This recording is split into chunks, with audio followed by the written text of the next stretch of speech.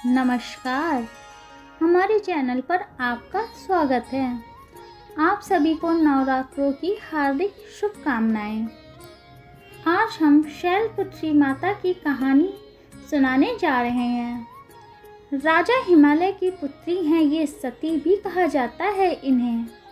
नवरात्र के 9 दिन भक्ति और साधना के लिए बहुत पवित्र माने गए हैं।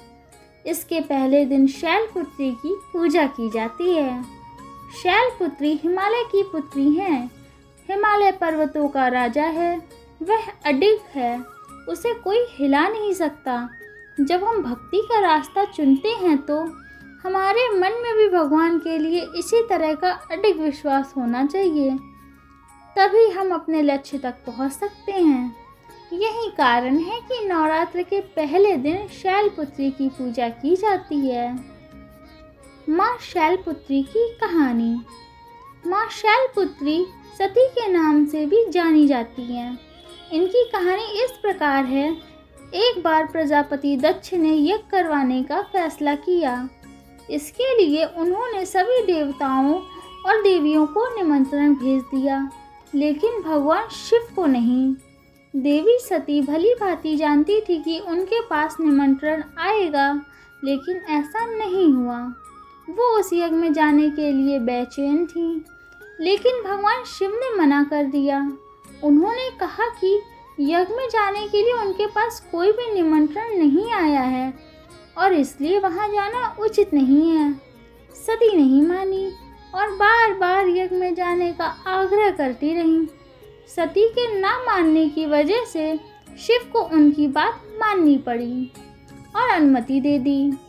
सती जब अपने पिता प्रजापति दक्ष के यहाँ पहुंची तो देखा कि कोई भी उनसे आदर और प्रेम के साथ बातचीत नहीं कर रहा है। सारे लोग मुंह फेरे हुए हैं और सिर्फ उनकी माता ने स्नेह से उन्हें गले लगाया। उनकी बाकी बहनें उनका उपहास उड़ा रही थीं और सती के पति भगवान शिव को भी तिरस्कृत कर रही थीं। शिव दक्ष ने भी अपमान करने का मौका न छोड़ा। ऐसा व्यवहार देख सती दुखी हो गईं। अपना और अपने पति का अपमान उनसे सहन न हुआ और फिर अगले ही पल उन्होंने वो कदम उठाया जिसकी कल्पना शिव दक्ष ने भी नहीं की होगी। सती ने उसी यज्ञ की अग्नि में खुद को स्वाहा कर अपने प्राण त्याग दिए। भगवान शिव को जैसे ही इसके बारे में पता चला तो वो दुखी हो गए। दुख और गुस्से की ज्वाला में जलते हुए शिव ने उस यज्ञ को ध्वस्त कर दिया।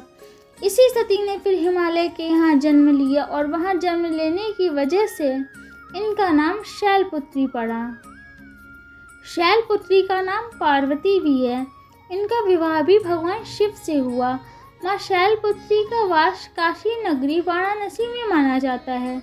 वहाँ शैलपुत्री का एक बेहद प्राचीन मंदिर है, जिसके बारे में मान्यता है कि यहाँ माँ शैलपुत्री के सिर्फ दर्शन करने से ही भक्तजनों की मुरादें पूरी हो जाती हैं।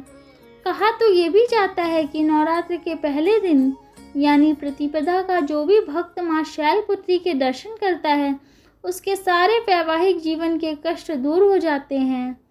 चूँकि माँ शैलपुत्री का वाहन वृषभ है, इसलिए इन्हें वृषारूढ़ा भी कहा जाता है।